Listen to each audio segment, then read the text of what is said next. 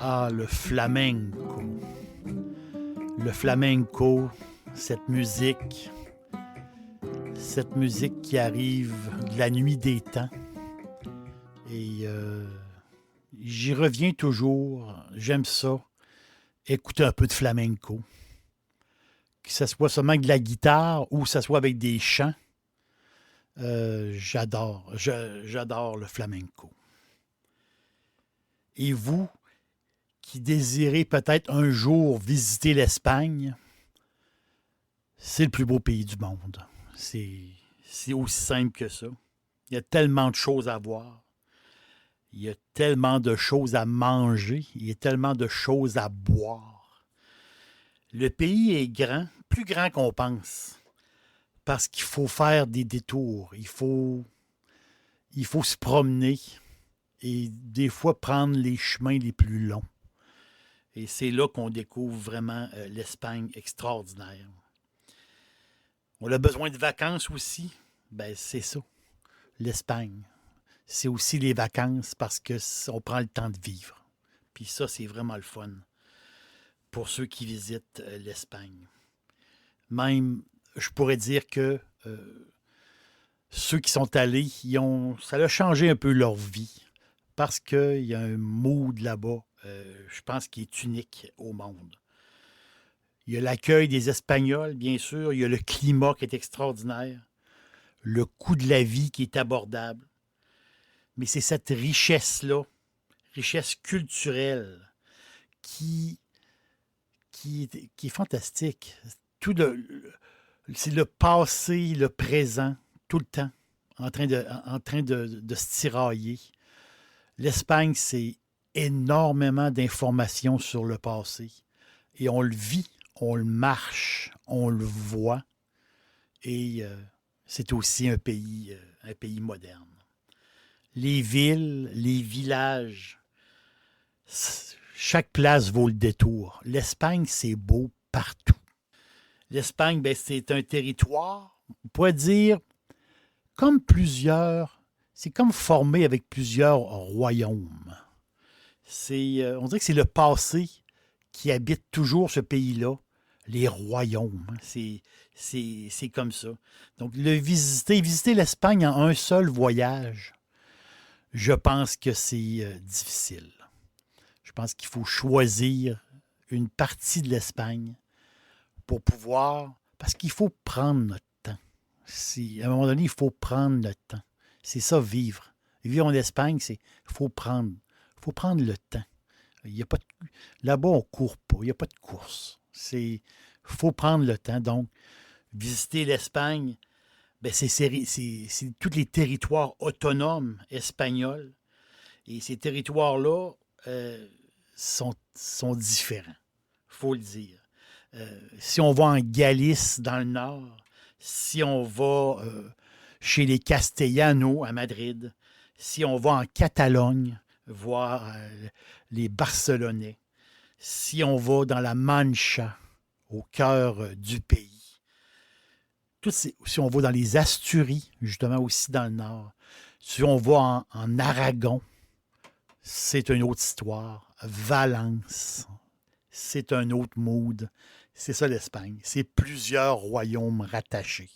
Et c'est ça qui en fait un pays fascinant pour les voyageurs. L'endroit où est-ce que j'ai passé le plus de temps, j'ai parcouru le pays, j'ai eu cette chance-là. Et l'endroit où j'ai passé le plus de temps, ben, c'est en Andalousie. Donc, le sud de l'Espagne. Et c'est un endroit que je vous conseille pour votre premier voyage. Ça, le sud de l'Espagne, l'Andalousie, je pense que c'est la porte d'entrée de l'Espagne. Et par la suite, vous pouvez découvrir d'autres régions, mais je crois sincèrement que le secret, c'est de commencer par l'Andalousie. Les montagnes, la mer, Je dis la mer, c'est la Méditerranée et l'océan, c'est l'Atlantique. L'Andalousie, c'est tout le sud. Les, c'est comme l'Andalousie, c'est le bleu qui tranche avec le blanc. Les villages blancs de toute beauté, c'est incroyable. Et justement, il y a une mixité andalouse qui s'est faite avec les centaines d'années, on pourrait même dire les millénaires. Donc, cette mixité-là, catholiques, juifs, les morts, les gitans. Donc, il y a cette mixité-là qui fait de l'Andalousie une place unique au monde. Andalusia, Al-Andalus, comme disaient les Arabes durant 700 ans. 700 ans, c'est Andalusia. C'est un peu comme un pays dans le pays, où que, ben, où qu'on fait la fiesta et on fait aussi la siesta. Parce qu'en Andalousie, la siesta est encore très, très populaire. Cette siesta qui peut faire rire les gens de l'extérieur du pays. Mais c'est comme une pause dans la journée. Et là, les gens, oui, les plus âgés, des fois, ils vont faire des petits repos d'après-midi. Mais les plus jeunes, ben, ils vont prendre une bière, vont peut-être aller à la plage ou vont faire une activité avec des amis. Donc, ça coupe la journée, la fameuse siesta. Très particulier. Et comme je vous dis, l'Andalousie, il adore faire la siesta. Et justement, tout est. Il y a une certaine lenteur, justement. Ils prennent le temps de vivre. Donc, ma tournée andalouse, mon voyage andalou que je vous propose, ben c'est un voyage rapide, c'est un résumé. C'est un résumé d'un voyage que qui est, je crois qui est parfait, ce voyage-là. Je vous en fais ici un résumé. Vous arrivez à Malaga. Malaga, c'est la capitale de la Costa del Sol. Plusieurs vols internationaux, justement, arrivent à Malaga. Il y a Madrid, Barcelone et Malaga qui accueillent énormément de gens. Donc, la capitale du Sud.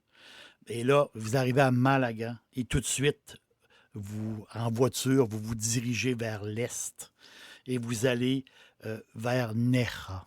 Et mon voyage est très simple. C'est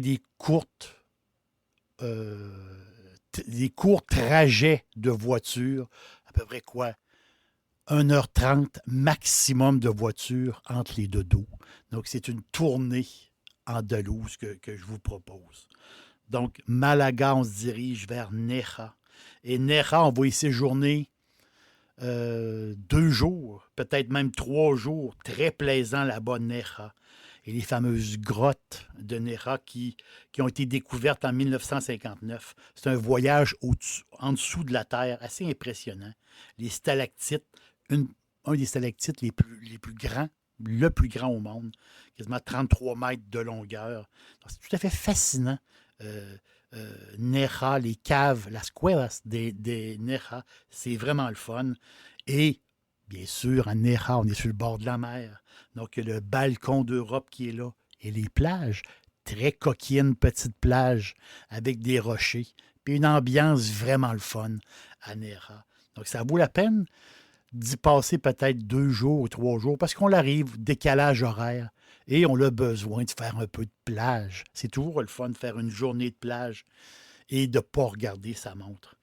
Et là, tout proche de Neja, tout proche, on peut se rendre à Frigiliana. Frigiliana, un des plus beaux villages d'Andalousie qui est là. C'est de toute beauté. Frigiliana. Et là, on voit justement, on est dans la montagne et au loin, on voit la mer. C'est beau. C'est un coin, c'est fou comment c'est beau. Le village blanc avec la mer bleue. C'est vraiment un beau coin.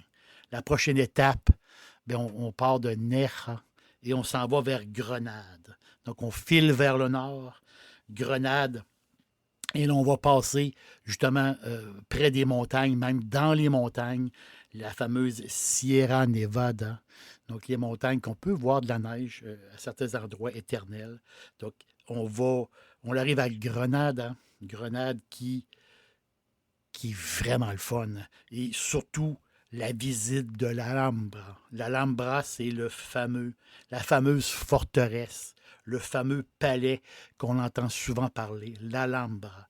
C'est le plus bel édifice du Moyen Âge et c'est le mieux conservé. C'est de toute beauté.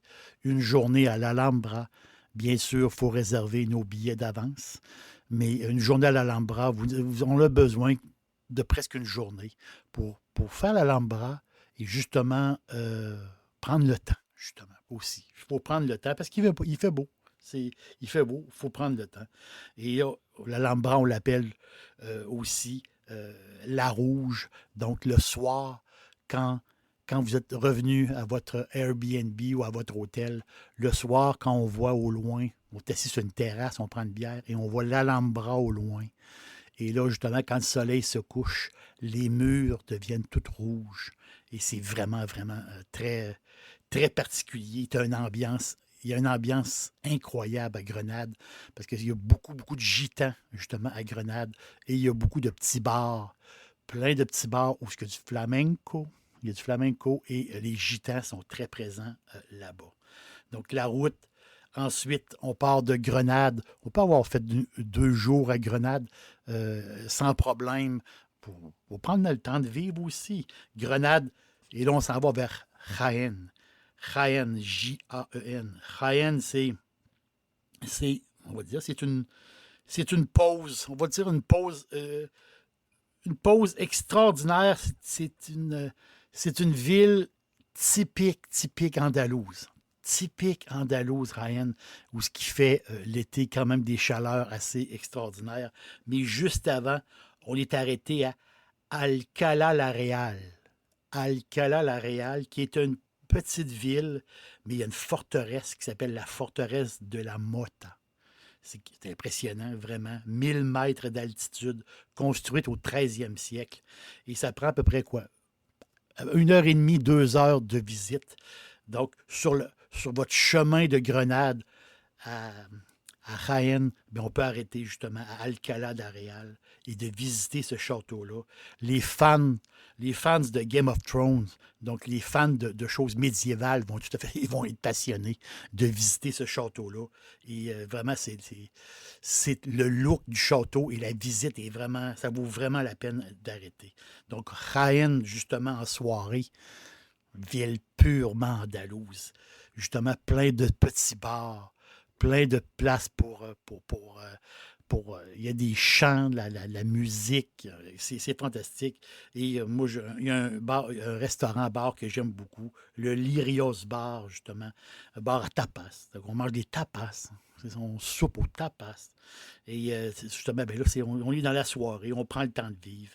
Et je pense qu'une nuit à Jaén, ça fait très, très bien. Et le lendemain, notre destination, c'est Cordoba. Cordoba, mais je crois qu'il faut faire un stop entre Jaén et Cordoba. Et là, les distances, comme je vous dis, sont à peu près quoi? 1 heure et demie maximum entre les deux villes, mais je crois qu'entre les deux, il faut faire une pause, il faut faire un dodo dans un petit village. C'est euh, c'est mon village, c'est ma cachette, une de mes cachettes andalouses. Donc, une de mes cachettes, le village de Sueros. Sueros, petit village, justement, une petite cachette dans le parc naturel Subeticos qu'appelle. Donc, à côté, sur des montagnes. Sueros, c'est tout petit, tout mini. On peut louer un Airbnb pour un prix d'amis. Et il y a un restaurant. Il y a un petit mini supermarché. Et là, il y a une tour arabe qui est là, justement, puis avec une petite place, avec un petit musée. C'est tout petit, mais c'est vraiment le fun. Je crois que on arrive à Sueros sur l'heure du midi. On stationne la voiture au début du village et là, on prend notre Airbnb. Le soir, on va souper au restaurant et vous allez voir, ce petit village-là est vraiment, vraiment le fun. Le lendemain, Mais Sueros, une chose qu'il ne faut pas oublier à Sueros, c'est justement les randonnées. Parce qu'on peut faire des randonnées tout le tour du village. Ceux qui aiment le trekking, justement. On peut prendre, donc vous arrivez vers midi ou à peu près grosso modo vers 11h midi. On prend possession du Airbnb. Et dans l'après-midi, on peut aller faire, on prend une marche, un bon 2 heures justement de trekking. Et on voit le village d'en haut. Ça vaut vraiment la peine. C'est le fun. Beaucoup de trekking aussi en Espagne, hein. On marche beaucoup. Et je pense que ça va bien faire. Le lendemain, bien, direction Cordoba. Cordoba, qui est. Cordoba, c'est un deux. Ça, c'est d'un 2 nuits. Cordoba. C'est la cathédrale, hein. C'est la cathédrale de Cordoba qui est unique. Unique, vraiment. Pourquoi? Parce que c'est une basilique wisigoth, donc le fameux peuple germanique qui était là avant les Arabes. Donc, ce peuple germanique-là avait construit une genre de première ébauche d'église. Et là, quand les Arabes sont arrivés, ils ont fait une mosquée, justement, sur ce lieu-là, sur ce lieu saint-là. Et par la suite, quand la reconquête des catholiques, bien, ils ont bâti justement une cathédrale sur la mosquée, mais ils ont gardé une partie de la mosquée qui fait partie de la cathédrale. C'est unique au monde. C'est des millions de touristes qui passent là par année. Ça vaut vraiment la peine. C'est assez impressionnant. C'est un 10 € très, très bien dépensé. Donc, Cordoba aussi, c'est une ville, la ville des patios fleuris. Marcher Cordoba, c'est vraiment très plaisant. Les petites ruelles, justement, la ruelle de Calleja de las Flores. Donc, des petites ruelles comme ça, avec des pots de fleurs, des petites ruelles avec les terrasses fleuries. C'est romantique, c'est incroyable, c'est superbe. Et justement, on voit toujours au loin un peu le minaret, mais en fin de compte, c'est le clocher de l'église, qui est un ancien minaret. Très belle ambiance à Cordoba, une ville fantastique. Ça vous prend 2 nuits, absolument. Le lendemain, je continue mon voyage, justement. Le lendemain, on s'en va vers l'ouest. On s'en va vers Séville. Sevilla. Encore à peu près une heure et demie de voiture. Et Sévilla, on fait une pause, justement. Moi, je fais beaucoup de pauses. Toujours une petite pause pour prendre une cerveza. C'est toujours une petite pause quelque part. Donc, on relaxe. On prend le temps de vivre. Donc, on s'en va vers Séville, mais avant, on l'arrête à Essira. Essira. C'est une petite ville un peu particulière, très, très, justement, très andalouse, mais où il y avait des demeures seigneuriales à l'époque, beaucoup de palais et des couvents aussi. Il y avait beaucoup de religieuses qui vivaient là. Donc, les amants de l'histoire, ceux qui aiment beaucoup l'histoire, peuvent peut-être même y dormir. Moi, je pense que y passer 3 4 heures, ça vaut vraiment la peine, ben, justement, se restaurer, prendre une petite bière et un petit tapas, justement, et direction. Toujours la petite bière. Il y a toujours la petite bière froide quelque part. Et là on s'en va vers Séville. Séville, ben, c'est, c'est grand. Séville, c'est le troisième centre urbain d'Espagne, après Madrid et Barcelone. Et je pense que deux journées, peut-être 3 journées à Séville, ça vaut la peine. Une ville tout à fait magnifique. Séville, c'est très sexy, c'est très beau. Donc, on peut visiter Séville à pied, je pense que le best pour visiter Séville, c'est à pied une partie et l'autre partie en vélo, qui peut être vraiment le fun. Justement, la fameuse Plaza de España. Plaza de España qui est vraiment beau. C'est un site remarquable. 200 mètres de bâtisse c'est un immense palais avec des mosaïques. Et là, il y a un canal justement qui passe devant.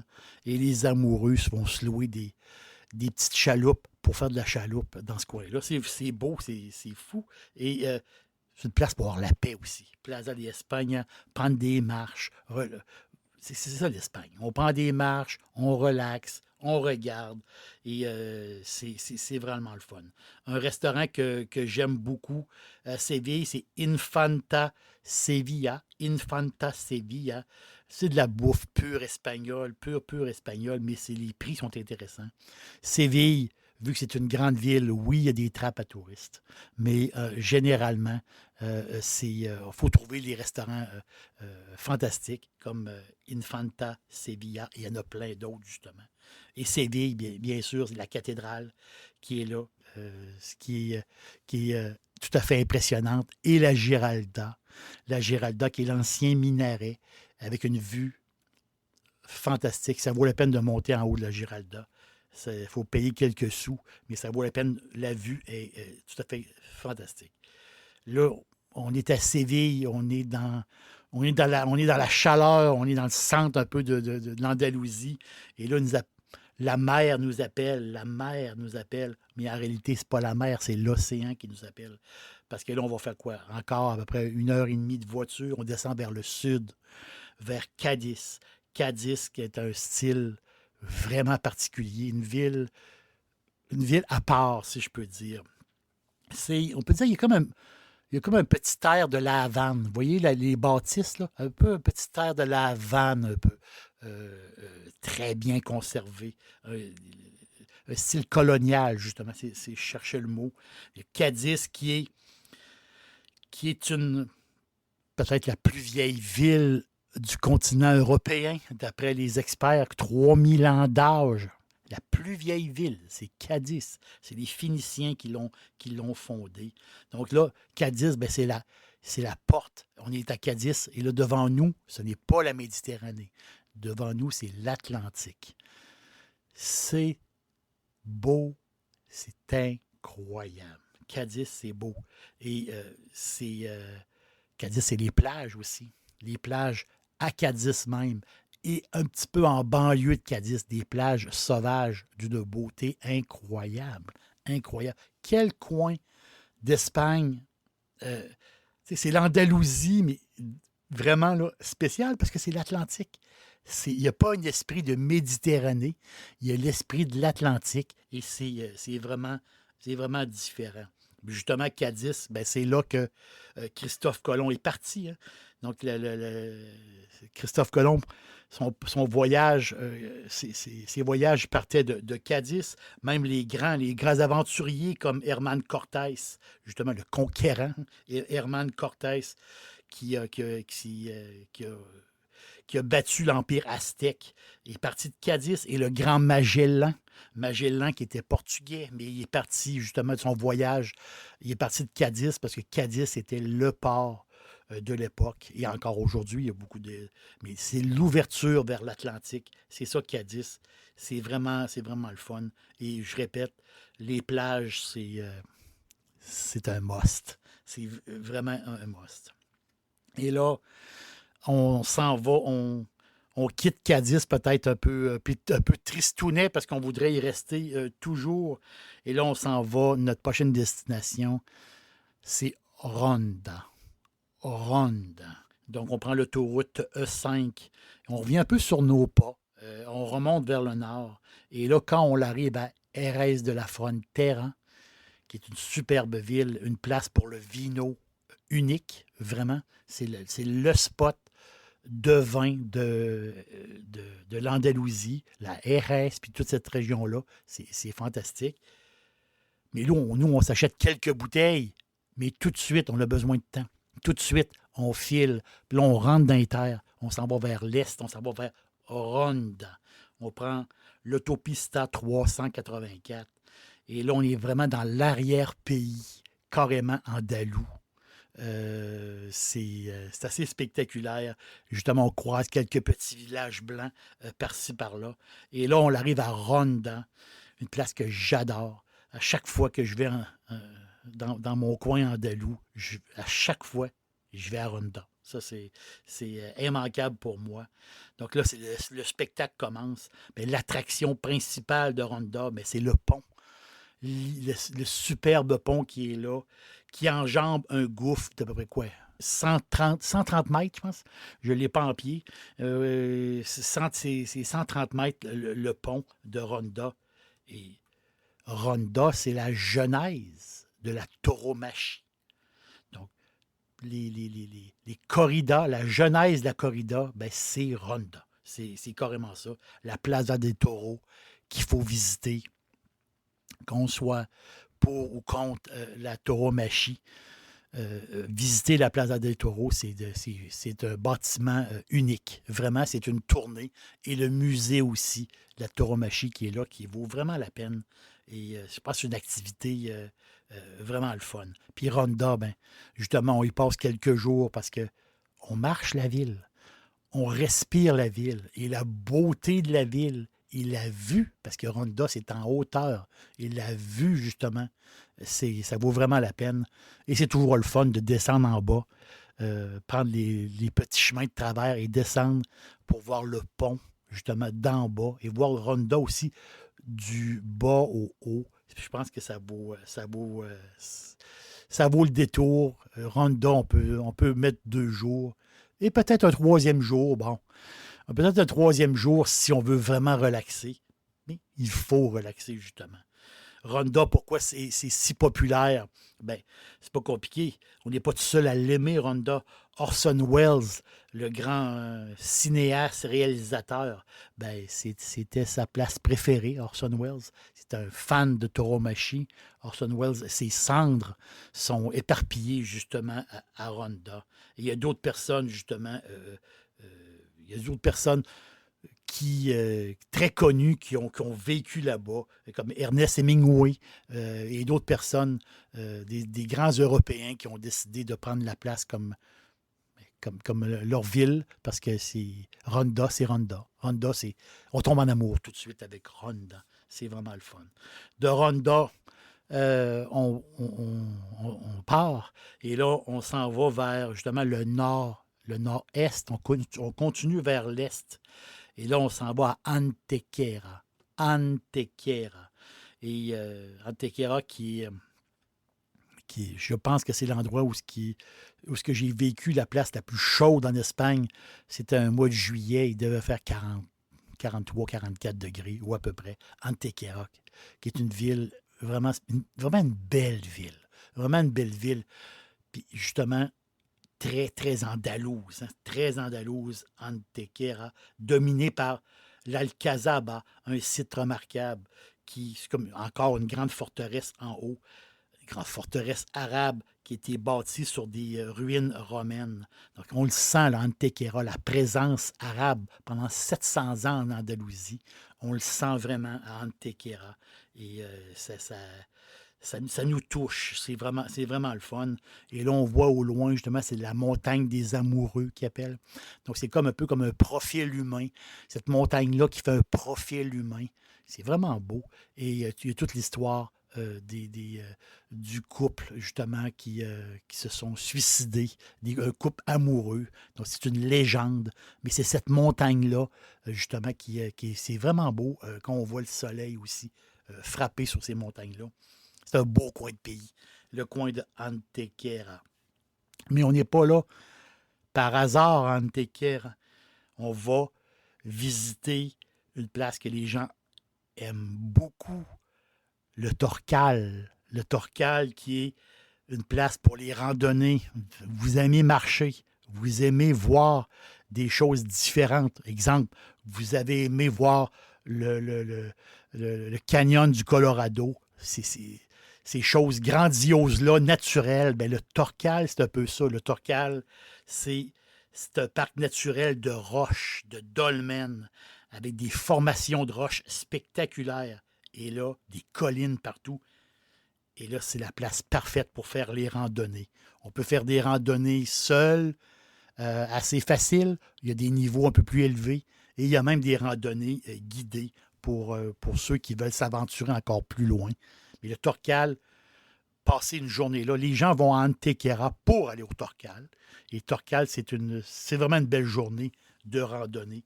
Antequera, vous allez adorer ça.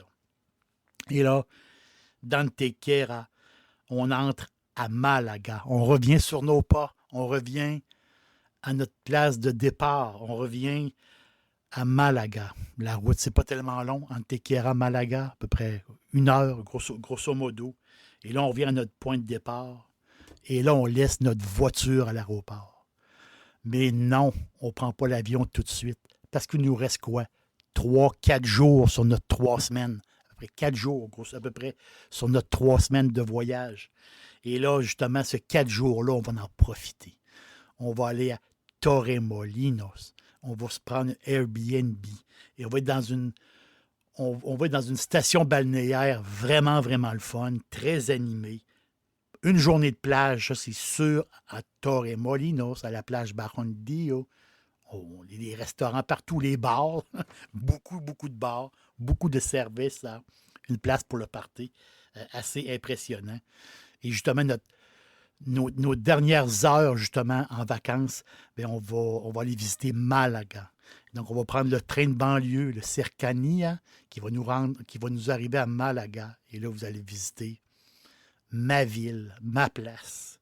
Une journée de visite pour le Centro, la Calle Larios, la rue Larios, c'est pas moi qui le dis, c'est les revues de voyage. La Calle Larios, c'est la plus belle rue d'Espagne. Elle est à Malaga.